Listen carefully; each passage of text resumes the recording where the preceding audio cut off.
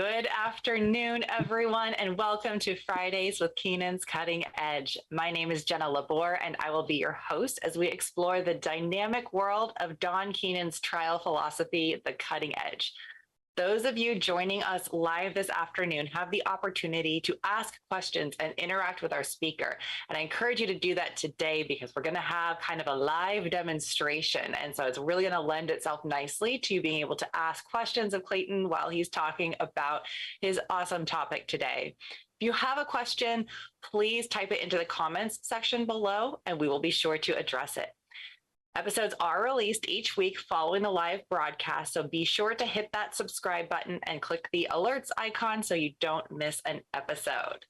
As I mentioned, today we have Clayton Syfrett back with us talking about the silent $1 million opening statement. And I know as much as you know about this, so I am excited to learn more. Clayton is coming to us out of Florida, where he practices personal injury law. We had him and his law partner, Doug Dykes, on the show a year ago talking about their superstar verdict. So we know he is a trusted source on the topic of opening statements. We'll put his contact information in the description below. So if you have questions about this opening statement or anything Edge, you are able to send him an email and ask him about that. Clayton, tell us about this silent $1 million opening statement. I mean, you just sit there and don't say anything. Do you act it out? Tell us about it. Well, Jenna, thanks for having me on the show. Obviously, a pleasure and a privilege. Openings are interesting, and they're very different. Every case is very different. This is one that we worked on. We did a PowerPoint, and part of our theory was jurors. We don't believe that jurors really care about what the lawyer has to say. So our goal with the opening, and this is from a trial that we took to verdict in January, and the result was a $1.2 million verdict. And remind me, Jenna, to tell you after this, during the podcast, of what happened during our trial that really cost us a few $1 million. So the listeners don't have the same problem. It wasn't anything we did, it's something the juror did. But anyway, the point of the opening was let the jury see the facts and try to lead them down the path we want to without influence from the lawyer. So if they came up with their ideas themselves, they'd be more trustworthy. And I do like that idea. Some people like this opening, some people don't. I'm intentionally not telling anybody the facts of the case, but I'm going to let you kind of be like the jurors. So the jurors didn't really hear much about it either, other than it was an auto and a pedestrian case and a personal injury claim. And that's kind of it. But if you're ready, I'm going to try to pull it up on my screen and share the screen. Now, then I will not hardly say a word. I will pause between slideshow slides, PowerPoint slides, and give the audience time to look at each slide. Some they read, some they don't. It's visual, but I'm here, but I'm not saying much. I'm going to do it just like we did in the trial, and y'all tell me what y'all think. Everybody's opinion is important. So it's all right with you. I'm going to go ahead and try to start this. Go for it. All right. And for audience members who are on the elliptical or who are driving, please pull over to a safe place and pause your running for a moment and watch this one. It's a little bit less, it lends itself a little bit less to listening than some of our other episodes. Okay. One thing that I'm not real clear on is I do want to, see. Okay, here we go. You got 101 on your screen, Jenna? Yeah, I see it, yes. Okay. This was part of the verbal part. 101 pedestrians on Bay County roadways are struck by a vehicle every year. 101 is 101 too many.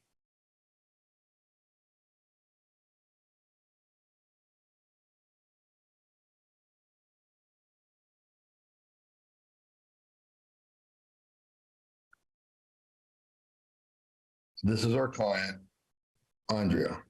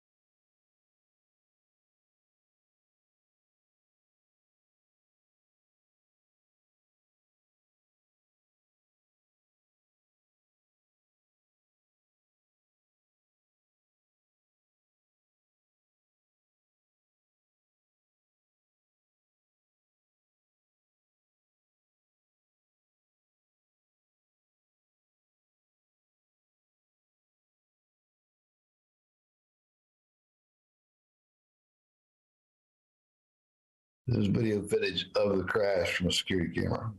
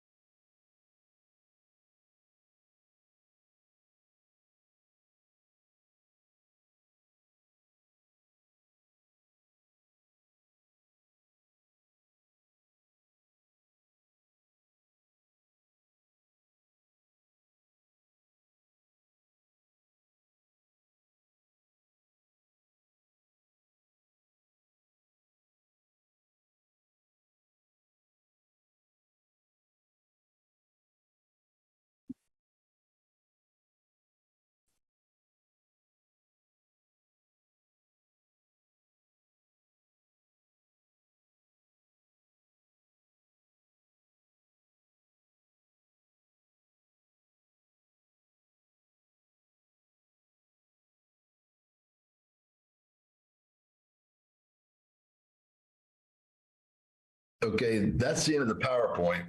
And Jen, if you don't mind, I'm going to go through the rest of the opening, which is oral. Okay. Yes, please. So this is what we told the jury. Now, let me tell you the story of what happened here. A college student here in Panama City on spring break, Mr. Pekarski, is going to admit to this jury that he's responsible for the crash that injured Andrea, a pedestrian. But he has refused and continues to refuse to pay full and fair compensation for her injuries. You saw a picture of Andrea. I'm her attorney.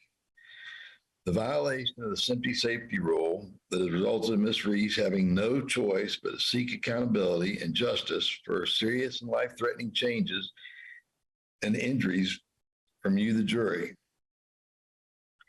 If you only remember one thing, 101 preventable pedestrian injuries or deaths in Bay County is 101 too many. Now, the defense attorneys in this case have some excuses as to why they should not have to pay all the damages Andrea Reese's doctors say she needs. Their first excuse is that Ms. Reese is simply not hurt that bad. After all, she's able to work in finance, a job that requires her to be intelligent and work at a high level. Some early on our clients from Norway, Norwegian records don't find much other than a lesion in her brain. They'll say, how can a brain damaged person hold such a high finance job? What they will not tell you is that Andrea Reese works more hours than almost everyone else in her office just to keep up. Rather than celebrate the effort it takes her to succeed, they use it as an excuse to avoid paying full and fair compensation. Secondly, they'll tell you that when Andrea Reese returned to Norway, where she currently lives, she was raped. And she was, unfortunately. Therefore, all of her emotional issues are not really from her serious injuries that caused her as a result of being hit by the car, but are only from being raped. We spoke to the people who know Andrea Reese best, and they will talk to you about that during this trial and how that's simply not true. This brings us to the last question, and that is why? Why are we here? Why would the defendant admit responsibility and then refuse to pay full compensation for the injuries he caused? I would suggest you look in a few places. Did the defendants have any real doctors examine Andrea Reese in order to understand her injuries before coming to trial? Did they speak to her employer in Norway in person or by Zoom to understand her work history? Or did they think they could bring their client to court and say he admitted fault and you, the jury, would cut him a break without any real evidence? After asking these questions throughout this trial, I believe the answers will become obvious. If you remember one thing, 101 preventable pedestrian injuries or deaths is too many. And so that was basically our opening. The real problem with the case, Jenna, was Andrea. I mean, she was a hard worker. She got through college. It slowed her down 2 full years. She had a year of real bad depression and headaches, but she managed to get through it. And she got a job, got her master's in Norway, got a job at PricewaterhouseCoopers, which is one of the top world accounting firms. And she does work very hard. We had no medical bills because Norway has socialized medicine, and they covered all her medical bills in the United States. And so our case was only past and future pain and suffering and future medical. And we picked our jury, and we liked our jury. Before trial, the defense would never offer 7 figures. In fact, when we filed suit, I think they offered us about $250K. Before trial, they offered maybe $500,000. During the trial, the highest I think they offered was about maybe $750. Anyway, we picked the jury here in Bay County. We liked the jury, and we had 2 jurors on there we really liked. And for those listening, everybody's got their own opinion, but we like happy jurors for plaintiffs because happy people want other people to be happy. Miserable, depressed people don't want anybody to be happy, and they don't want to give them anything, and they want them to be just as miserable in life as they are. So we had 6 people and an alternate. 2 of the jurors were Parrot heads, which are Jimmy Buffett fans. They knew each other, and they were very happy people. And one of them was going to be our foreman. We knew it. He had a couple millennials who don't care. He had one really old, overweight gentleman who probably didn't care. And we had one hater on there, which was, we call them haters, but she was a middle-aged woman that either was divorced or never married, no children. She also was in accounting, and you could just tell that she was probably not a very happy person, but we figured with one of them versus 2 happy people, we were okay. Trial was going great. We had 8 expert witnesses we flew through. We had 8 or 9 people testify by Zoom from Norway, live, flew through. The witnesses were live, 8 experts. We had orthopedic surgeon. We had pain management. We had a physiatrist. We had an economics expert, physiatrist life care planner. He's the same guy. We had a psychiatrist and a neuropsychologist, all testified live except for the finance guy. He appeared by Zoom. And picked the jury on Monday, did our openings on Monday, started witnesses Tuesday morning, got through all 16 or 18 of our witnesses and our plaintiffs by Thursday midday. But during the cross-examination of our orthopedic expert, the guy that we thought was going to be the foreman looked at the defense attorney and did this. Made a slashing move with his hand. And the defense lawyer saw it. And so at break, the defense lawyer goes to the judge, like, Judge, that juror threatened me. Because he didn't threaten him, but so the judge said, well, let's continue like we're doing. There's cameras in the courtroom. We'll pull the tapes. We'll look at it, and we'll have a hearing in the morning, which is Friday morning. Sure enough, We pull the cameras, judge looks at it, and this guy that was our favorite juror had indeed done this motion. So our best result was him getting kicked off. Worst was probably a mistrial, but actually in hindsight, we should take mistrial. So what happened is they bring in the alternate. Well, the alternate was a witch. I mean, a real witch, like practiced Wiccan. Like a Wiccan? Yeah. Yes, she's a Wiccan. Okay. Yeah. She's a miserable person, and she did not want anyone else to be happy. And she didn't want her client to get money. So now you got two haters on the jury, and you're left with this one happy person and then three that don't really care. So we get the case to the jury Friday evening about 5 o'clock, and they come back with a verdict about 9, and it was 1.2 million. And the foreman was our happy person. And when the judge polled the jury, she noticeably hesitated and almost didn't agree with the verdict, but she finally did. So Saturday morning, I mean, 1.2 was more than they'd ever offered me. We wanted a lot more than that, but it was a good verdict, but we wanted more. And so Saturday morning, I get a note from my office that the guy that got kicked off the jury called me. And so I called him, and he was beside himself. First off, Friday morning, when the judge kicked him off, the judge told him he was the alternate. So, okay. So they didn't say why. Yeah. So one thing we had to figure out is, did anybody see it? Yeah. So we didn't want anybody.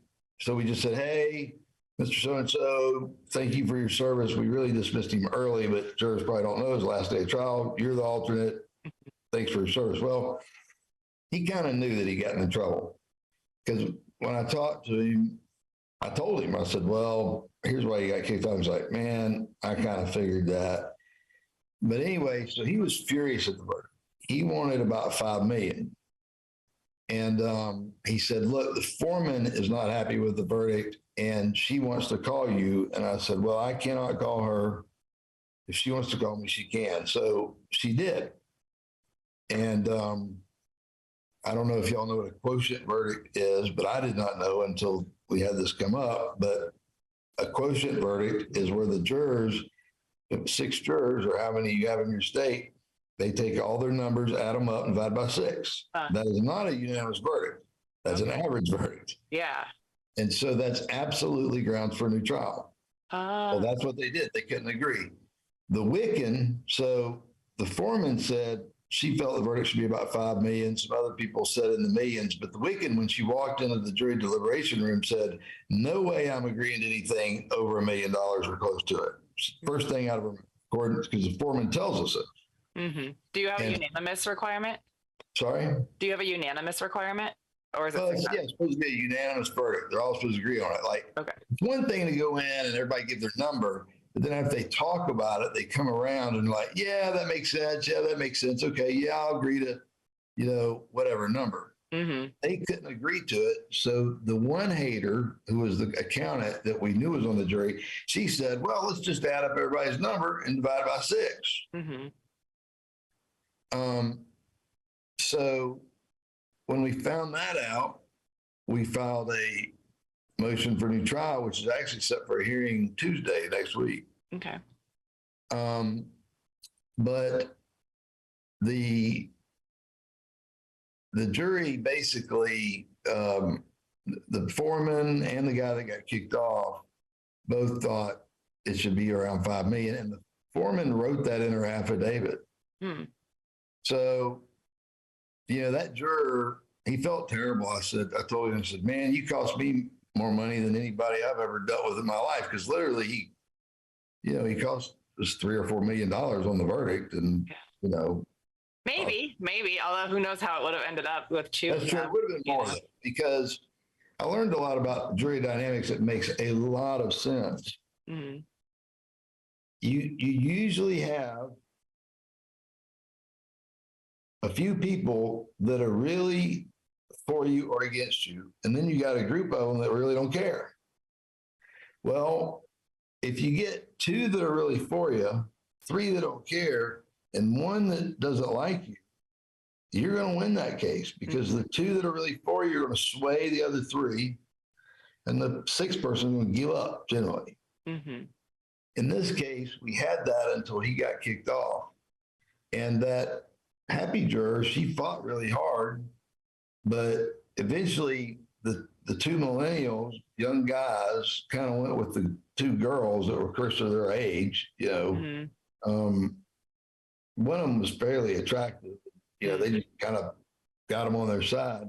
The older guy, he goes, my wife's waiting to be at Outback, so I really need to Oh my God. I know that. I've heard that before. I had to get to something. I'm like, oh, really? Did you? Yeah. I mean, this case has been going on. I mean, Were you shocked that it came back so quickly? I mean, 4 hours it's like when you're a criminal defense lawyer, you're like, well, my client's going to prison, Well, no, I mean, 2 to 4 hours is about right. We fed them and we figured after they eat, they're going to give us a verdict. Mm-hmm. And that guy ordered a big, huge steak we paid for. And then he had to get Outback to get another one. Oh, man. I know. But anyway, so we'll see what happens. Okay. So let me stop there and see if you got any questions. So with that process, do you have editor motions so the court can kind of look at things? Because I know defense counsel always, when we have a good verdict, files a motion for remitter, asking the court to reduce the amount. I don't know if you have that or if it's just a straight up, we want a new trial / appeal. You can, but I don't think there's grounds for it. I mean, but there's a Florida Supreme Court case dead on point. It says if you got a quotient verdict, you get a new trial. Okay. And so, that's in Florida or that's like U.S. Supreme Court? Florida is Florida. Okay. I have to look at that because, well, we had juror misconduct in one of our recent trials, but the client wouldn't let us do anything. She was just like done with the process. But okay. So a few things about the opening. Who helped you with your illustrations and animations? Keenan, what's his name? I forgot. I was gonna say they kind of look a little bit familiar, but oh God, oh now I feel awful. Yeah, their animator over there. Yeah. Yeah. Was this a referring case? Blake Swanson. Blake. That's right. So yes, a lawyer, I mean, like I get paid like less than everybody in this case. A lawyer referred it to me. Mm-hmm. And then I got to talking to Mindy Bish about it, and Mindy liked the case. Mm-hmm. And so what made the case for everybody was the security camera footage. Yeah. That was like shocking. I mean, like people's everybody watch that. I mean, we have people that verbally scream or gasp when they see that. It's a very common reaction. And when you see how banged up she was in the hospital, and she's just a beautiful girl. And then unfortunately she gets raped. I mean, it was a crazy case. God, the poor thing. A lot of weird facts. And it was 2015. Mm-hmm. So it's been 8 years. Mm-hmm. But we had Hurricane Michael, which was a Cat 5 hurricane, hit us in 2018, which destroyed our office. That slowed us down. And of course we had COVID. And so, I mean, the case kept, and it had a bunch of experts. And anyway, learned a lot trying the case, learned brevity, but also learned that, just most of the stuff you put so much faith in doesn't matter. Those people in that box, they come there, that Wiccan chick, she had decided long ahead, she wasn't giving anybody money. You could have put a dead baby on the table in front of her and she'd been like, life happens, Yeah, I just opened up a memo because I've really taken to heart doing a post-case memo on every client. And that's directly attributable to Edge and Papa Don. And I opened up my memo from a trial I had last year just while you were talking and added a little thing saying pick happy jurors because there were two very strong, one the foreperson who were miserable people, men in their 30s, which we knew that they were going to be bad, but we have a 12-person jury over here. So there's only so many people you can get rid of who are not men in their 30s in a tech town like Seattle. So, right.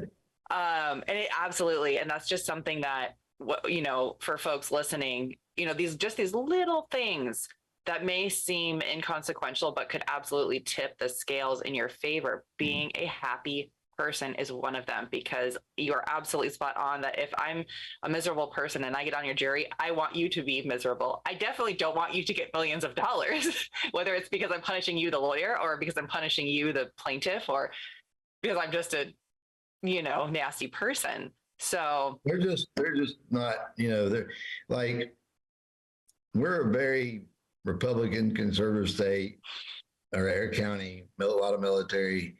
And, there's a lot of people I'll get rid of during voir dire that won't award pain and suffering. They'll say, they'll say, well, I'll give you money for your medical bills or your lost wages, but I don't think you should make money off a lawsuit. Yeah. And you can get them kicks, but some of them won't be that obvious. Yeah. I tell you a trick another old lawyer told me.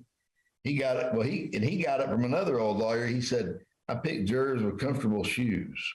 Oh, interesting. Which, wait, because they're like there for the long haul, because they're like practical. Well, they're just, they're just happy people. They're wearing comfortable shoes and they're comfortable people. Mm-hmm. But that woman that was the finance, the single divorcee with no kids, she had on these stiletto high heels every day, and we were like, yep. Now the Wiccan. Did she even wear shoes? I don't know. Room. She was, and what was crazy was we didn't think she was that bad, but boy, she sure was. I've had that with other jurors before. I had a trial.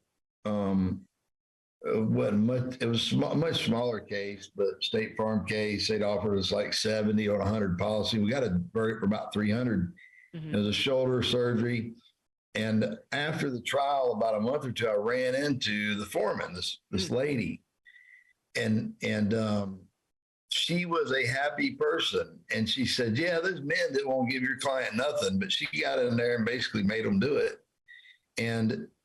But she was a happy person. Now, then I tell you another thing that I don't like with jurors. I don't want a juror that has had or is close to an injury like mine. So like if my client's got a low back problem, I don't want a juror with a low back problem, because that person will say, well, nobody gave me any money. Yeah. And I just deal with my back injury. Mm-hmm. And I don't whine about it. I don't cry about it.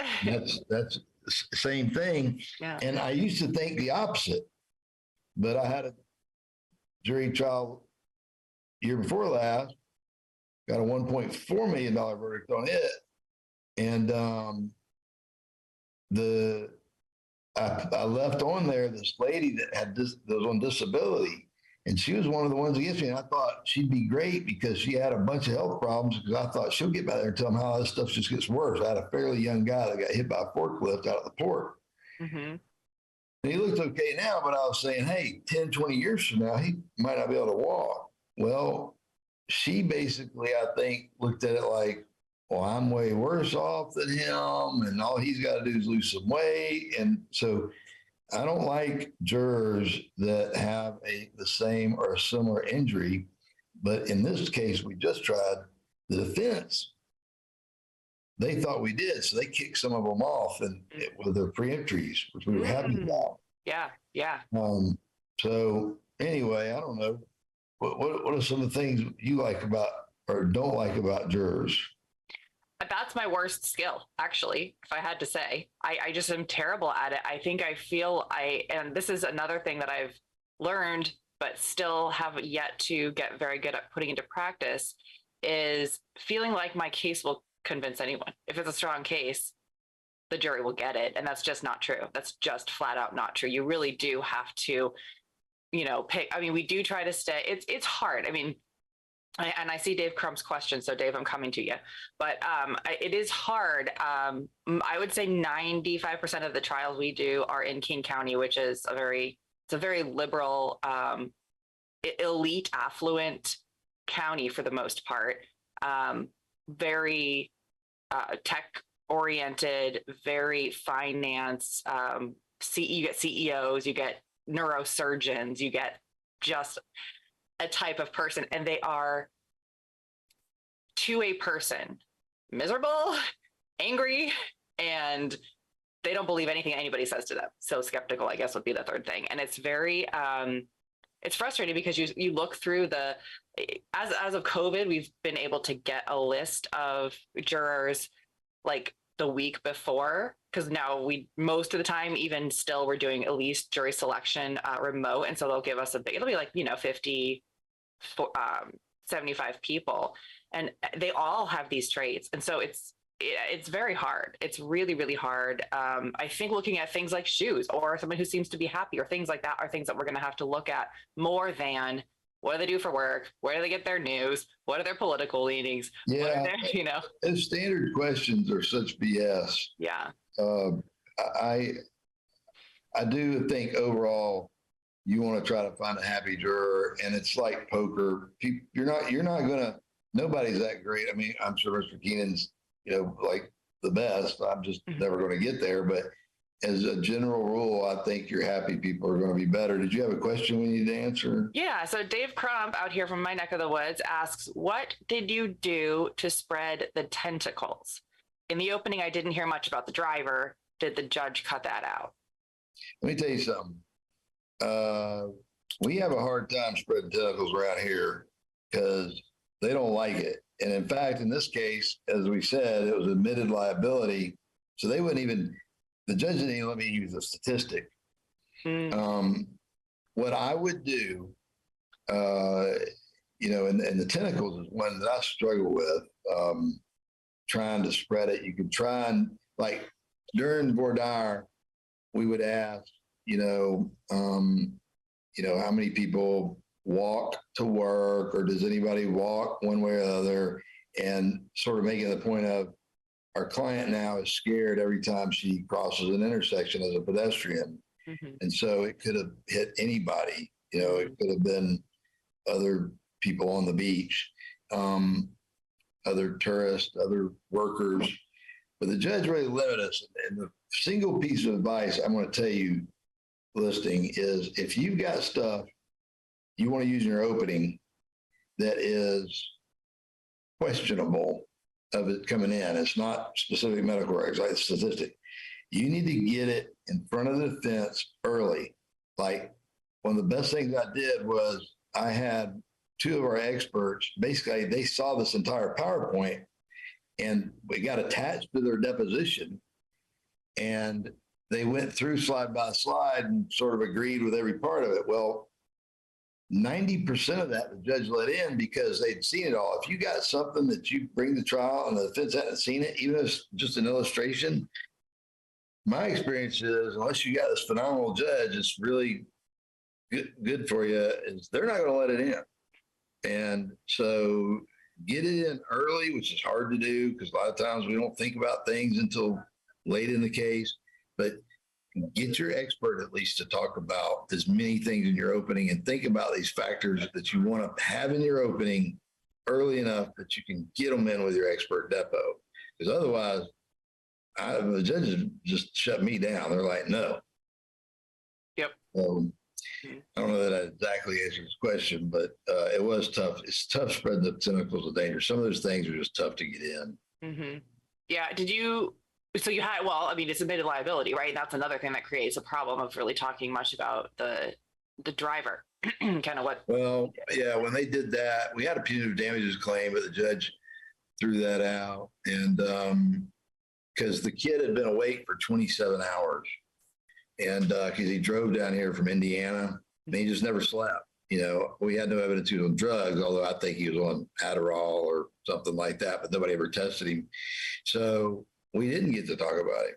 And, we worked on this opening, and when they admitted liability, I couldn't talk about any of it. I mean, his whole depot was all the things he did wrong, and they want to focus on the defendant. Well, we didn't get to, and so admitted liability cases are tough on that issue. Yeah. Super, super tough. And there is a college course. It was called MIST, and now I think it's called admitted liability with EDGE. And there's some, and very helpful stuff in the college course, but it is a very, and Dave who asked the question in the first place. He knows in Washington, they don't even wait until the end or right before trial. They admit liability right out the gate because they are just like, why would we not do that? It's so beneficial to us. And so something we see a lot, especially in your kind of car crash cases. Sometimes even in like, I think our tractor trailer case that we were referring attorneys with Papa Don was also admitted liability. Yeah, the corporation didn't care. They were like, yep, that happened. So let's talk about damages. And they were like, oh, okay, Yeah, you can't really get the jury mad at the defendant. And our defendant was a young kid who was probably on the spectrum, really smart kid, but clearly had a lot of anxiety issues. And so he's sitting there where our courtroom was small, and he was about 8 feet from the closest juror. And he was like, when we showed that video, we showed her pictures, he started shaking and crying. Oh, see, look, I just felt bad for him. Oh, and his mother was in the courtroom with a shaved head because she's going through chemo. Oh, come on. And she was a defendant also. So there was some empathy for them, but we addressed that. We said, look, we understand that this is hard on them, but it's hard on us too. And one thing I told the jury in closing that I thought was very good is I said, we tried to focus on the fact, this is not an award. You're not, and I said, you're not determining how much money our client gets or how much the defendant pays. Mm-hmm. You're only determining what damages are. Mm-hmm. Judge decides who pays or who gets what, if anything. Mm-hmm. But, you're not deciding who pays what.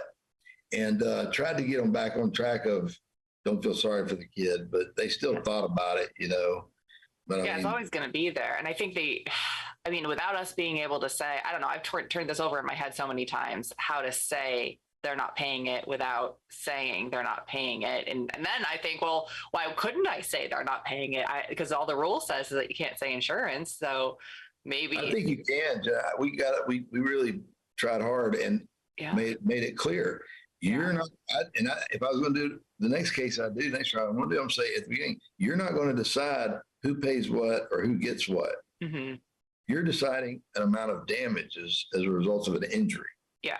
So get that early on because they do have empathy for defendants. The trial we had before this one at the port, we sued the forklift company and then the driver. Well, the jury came back with a question that said something to the effect of, does he have to pay this? Well, they felt sorry for the driver. Yeah. I should have let him go. But he was such a terrible, he lied so bad that I was like, no way. And he basically admitted it was his fault on stand, but the jury still felt sorry for him. I should have not had him on the verdict form. I should have just had the company on the verdict form. Yep. Yeah. All these things that you learn, right? You're like, okay, next time this is kind of what I'm going to do. Yep. Absolutely. Yeah. We had a juror say one time, actually it was the foreman, and he said, yeah, we believed your client was injured, but we just didn't feel like they should have to pay that much.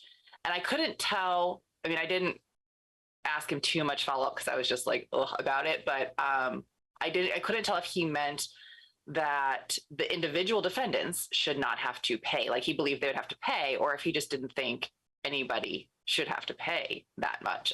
Looking back on it, if I had been quicker on my feet, I would have been like, oh, so you felt bad for the insurance company. Okay, noted, moving on. And then he would have been like, wait, what? And because after the fact of like, friggin', oh, it's all off the table. The rules are off the table. I'm going to tell you.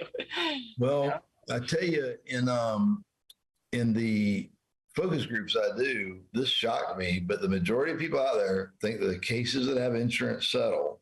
And when there's no insurance, those cases go to trial. Ah, okay. You do a focus group, ask them. Majority of them will say, well, we figure the ones that where there's insurance, they just settle. Because, insurance companies will pay you just to go away, right? Yeah. Yep. That's what people think. Yep. And then you got those individual defendants sitting there shaking and crying with their cancer, with all these things that are going on. And it is very misleading. And I chickened out, and I'm going to just admit this straight up. I had a plan to ask the judge to not allow the defendants to be on camera. It was a Zoom trial. I was going to ask if they're going to be there so that they have their camera off.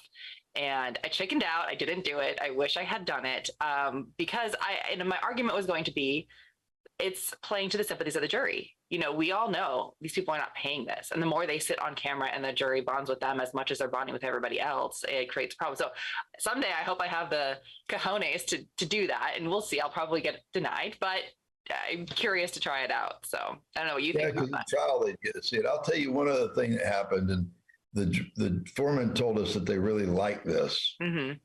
So, and I think a lot of defense lawyers do it.